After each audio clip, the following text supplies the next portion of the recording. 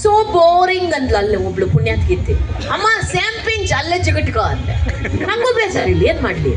ಅಲ್ಲ ಒಂದ್ ಪ್ರೋಗ್ರಾಮ್ ಮಾಡ್ತೀರಾ ಅಂದ್ಲು. ಪ್ರೋಗ್ರಾಮ ಅಮೆರಿಕದಲ್ಲ ಅಮ್ಮ, ಬೆಂಗಳೂರಲ್ಲಿ BMTCನೂ ಓಡಾಡ್ತಿಲ್ಲ ಅಂದೆ. ಅಲ್ಲ ಆನ್ಲೈನ್ ಅಂದ್ಲು. ನನಗೆ ಆನ್ಲೈನ್ ಅಷ್ಟೊಂದು ಗೊತ್ತಿಲ್ಲ, ನಾವು ಆಫ್ಲೈನ್ ಗಿರಾಕಿಗಳು, ನಮ್ಗೆ ಹಿಂಗೆ ಎದುರು ಬದ್ರು ಮಾತಾಡೋ ಅಭ್ಯಾಸ. ಆದ್ರೆ ಫಸ್ಟ್ ಹೇಳಿದ್ನಲ್ಲ, ದಡ್ರಿಗೆ ಧೈರ್ಯ ಜಾಸ್ತಿ ಇರುತ್ತೆ. ಒಪ್ಕೊಂಡೆ. ಬೆಳಿಗ್ಗೆ 12 ಗಂಟೆಗೆ ಮೇಡಮ್ ನಿಮ್ಮ ಕಾರ್ಯಕ್ರಮ ಅಂದ್ಲು. ಹ್ಞೂ ಅಂದೆ. ಆಮೇಲೆ ಜ್ಞಾನೋದಯ ಆಯ್ತು. ಅವಳಿಗೆ ಅಮೆರಿಕಾದಲ್ಲಿ ಬೆಳಗ್ಗೆ 12 ಅಂದ್ರೆ ನನಗೆ ಭಾರತದಲ್ಲಿ ಬೆಂಗಳೂರಲ್ಲಿ ರಾತ್ರಿ 1:30. ದೆವ್ವಗಳು ಮಲಕೊಳ್ಳೋ ಟೈಮ್ ಅದು. ಆ ಕೊರೋನಾ ಟೈಮ್ ಹೆಂಗಿತ್ತು ನೋಡಿ. ನಾಯಿಗಳು ಖುಷಿಯಾಗಿ 2 ದಿನ ಕುಣಿದ್ವು. ಮನುಷ್ಯರನ್ನ ಎತ್ಕೊಂಡು ಹೋಗ್ತಿದ್ರ. ಬಡ್ಡಿ ಮಕ್ಕಳ ನಮ್ಮನ್ನ ವ್ಯಾನ್ಗೆ ಕಳಿಸ್ತಿದ್ರ, ಈಗ ನಿಮ್ಮನ್ನೇ ಒತ್ಕೊಂಡು ಹೋಗ್ತಿದ್ದಾರೆ. ಬೌ ಅಂತ ಖುಷಿ ಅವ್ರು.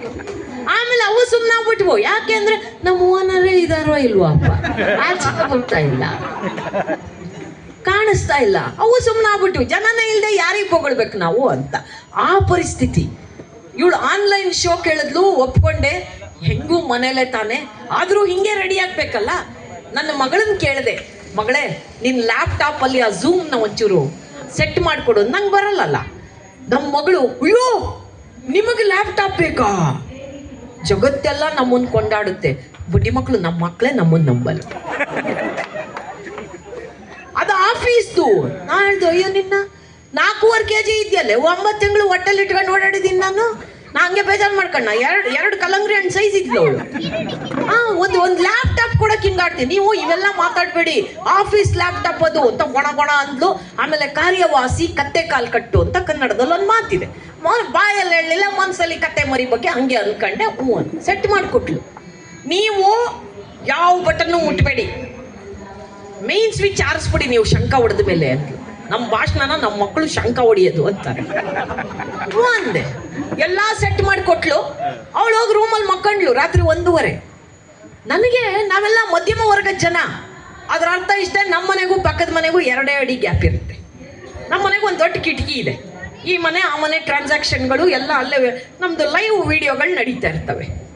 ರಾತ್ರಿ 1:15 ರೆಡಿಯಾಗಿ ಮೇಲೆ ಹೋದೆ. ಒಂದು 5 ನಿಮಿಷ ಮುಂಚೆ ಹೋಗಿದ್ದೆ. ಸಡನ್ ಆಗಿ ಅನುಮಾನ ಬಂದ್ಬಿಡ್ತು. 1000 ಕಿಲೋಮೀಟರ್ ಆಚೆ ಇದ್ದಾರೆ ಅವರು, ಅವ್ರಿಗೆ ನನ್ನ ದನಿ ಕೇಳಿಸುತ್ತೋ ಇಲ್ವೋ ಅಂತ. ಆದರೆ ನಮ್ಮ ಉತ್ತರ ಕರ್ನಾಟಕದವ್ರು ನನಗೊಂದು ಅಭಿಮಾನದಿಂದ ಒಂದು ಕಾನ್ಫಿಡೆನ್ಸ್ ಕೊಟ್ಟಿದ್ದಾರೆ. ಇದೀರೇನ್ರಿ ಇಲ್ಲಿ ಯಾರ ಉತ್ತರ ಕರ್ನಾಟಕದವ್ರು? ಶರಣ್ರಿ ಅಪ್ಪ. ಬಸವರಾಜ ಮೇಡಮ್ ಜೋಡಿ ಒಂದು ಸೆಲ್ಫಿ ಹೊಡಿಯಲ್ಲೇ ಅಂತ. ಸೆಲ್ಫಿನೂ ಹೊಡಿಸ್ತಾರ ಅವ್ರಿಗೆ ಬಹಳ ಅಭಿಮಾನ. ಕೆಲವರಿಗೆ ಡಿಸ್ಟೆನ್ಸ್ ಐಡಿಯಾ ಇರಲ್ಲ ಫೋಟೋಗೆ. ಈಗ ಸೆಲ್ಫಿ ಅಂತ ಪಕ್ಕ ನಿಂತ್ಕೊಂಡ್ರೆ ಒಂದು ಡಿಸ್ಟೆನ್ಸ್ ಇರ್ಬೇಕು ತಾನೆ. ನಾವು ಹೆಣ್ಮಕ್ಳು ಯಜಮಾನ್ರೆ ಅಷ್ಟು ಹತ್ರ ಬರಲ್ಲ ಅಂತ ಬಂದ್ಬಿಟ್ಟಿರ್ತಾರೆ. ಅಪ್ಪಪ್ಪ ಗೊತ್ತಿಲ್ಲ, ಅವ್ರು ಎಲ್ಲೋ ನೋಡಿರ್ತಾರಲ್ಲ ಹಂಗೆ ನಿಂತ್ಕೋಬೇಕು ಅಂತ ಅವ್ರ ತಲೆಯಲ್ಲಿ. ಆದರೆ ಉತ್ತರ ಕರ್ನಾಟಕದಲ್ಲಿ ನಂಗೆ ತುಂಬ ಅಭಿಮಾನಿಗಳಿದ್ದಾರೆ. ಅವ್ರು ಫೋನ್ ಮಾಡ್ತಾರೆ, ಮೇಡಮ್ ಅವರ ಡಿಸೆಂಬರ್ 28 ರಾತ್ರಿ 9:15 ಫ್ರೀಯಾಗಿ ಸಿಗ್ತೀರೇನ್ರಿ? ನಿನಗೆ ಕೇಳೋ ವಯಸ್ಸು ಇರ್ಬೋದೋ ತಮ್ಮ, ನನಗೆ ಹೂ ಅನ್ನೋ ವಯಸ್ಸು ಅಲ್ಲೋ ಅಂತ. ಫ್ರೀಯಾಗಿ ಸಿಗ್ತೀರಾ ಅಂತಾನೆ ರಾತ್ರಿ 9:15.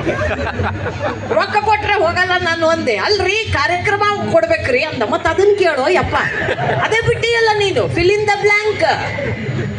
ಹಿಂಗಿದ್ದವರು ಉತ್ತರ ಕರ್ನಾಟಕದವ್ರು ನಂಗೆ ಫೋನ್ ಮಾಡಿದ್ರೆ ಅವ್ರದ್ದೊಂದು ರಿಯಾಕ್ಷನ್ ನೋಡಿದ್ದೆ ನಾನು. ಬರ್ಗೋರ್ ಮೇಡಮ್ ನಿಮ್ಮ ಕಂಠ ಸೂಪರ್ ರೀ ಅಂದೆ. ಹೂನಪ್ಪ, ಸೊಂಟ ಅಗಲ ಆಗೈತಲ್ಲ, ಕಂಠ ಒಂದೇ ಮೇಂಟೈನ್ ಆಗೈತೆ ನೋಡಪ್ಪ ಅಂತಿದ್ದೆ. ಆ ಧೈರ್ಯ ಇತ್ತು. ಆದರೆ ಅಮೆರಿಕಾಗೆ ಕೇಳಿಸ್ಬೇಕಲ್ಲ, ಸ್ವಲ್ಪ ಜಾಸ್ತಿ ವಾಲ್ಯೂಮ್ನಲ್ಲೇ ಹಿಂಗೆ ಕಾಂಪಿಟೇಷನ್ ಥರ ಅಂದ್ಕೊಂಡು ಸ್ವಲ್ಪ ಜೋರಾಗಿ ಮಾತಾಡಿದೆ ನಾನು. 1 ಗಂಟೆ ಭಾಷಣ ಮಾಡಿದೆ. ಪಕ್ಕದ ಮನೆ ಅಜ್ಜಿ ಕಿಟಕಿಯಿಂದ ನನ್ನ ನೋಡಿದಾಳೆ. ದುರಾದೃಷ್ಟ ಅಂದರೆ ನಾನು ಕಾಣಿಸಿದ್ದೀನಿ, ನನ್ನ ಮುಂದಿದ್ದ ಲ್ಯಾಪ್ಟಾಪ್ ಕಾಣಿಸ್ಲಿಲ್ಲ. ಆ ಅಜ್ಜಿ ಇಡೀ ಏರಿಯಾಗೆ ಸುದ್ದಿ ಹಬ್ಬಿಸ್ಬಿಟ್ಲು. ಅಯ್ಯೋ ಪಾಪ, ಕಲಾವಿದ್ರು ಬದುಕು ಬಹಳ ಕಷ್ಟ. ಪ್ರೋಗ್ರಾಮ್ ಇಲ್ಲದೆ ಸುಧಾ ಬರ್ಗೂರ್ ಲೂಸ್ ಆಗ್ಬಿಟ್ಟಿದ್ದಾಳೆ. ಹುಚ್ಚುಚ್ಚಂಗೆ ಬಣ್ಣ ಹಚ್ಕೊಂಡು ರೇಷ್ಮೆ ಸೀರೆ ಉಟ್ಕೊಂಡು ಒಬ್ಳೇ ಮಾಡಿ ಮೇಲೆ ನಿಂತ್ಕೊಂಡು ಒದ್ರಿದ್ದು. ಈ ಥರದ್ದು ಕಲಾವಿದ್ರ ಬದುಕಲ್ಲಿ ಮಾತ್ರ ನಡೆಯಕ್ಕೆ ಸಾಧ್ಯ. ಇದೆಲ್ಲ ಬಹಳ ವಿಶೇಷವಾದ ಘಟನೆಗಳು ನಡೀತವೆ. ಹೋದ ವರ್ಷ ಯಾರೋ ಹಳ್ಳಿಯವರು ಒಂದು ಸನ್ಮಾನಕ್ಕೆ ಕರೆದ್ರು ನನ್ನ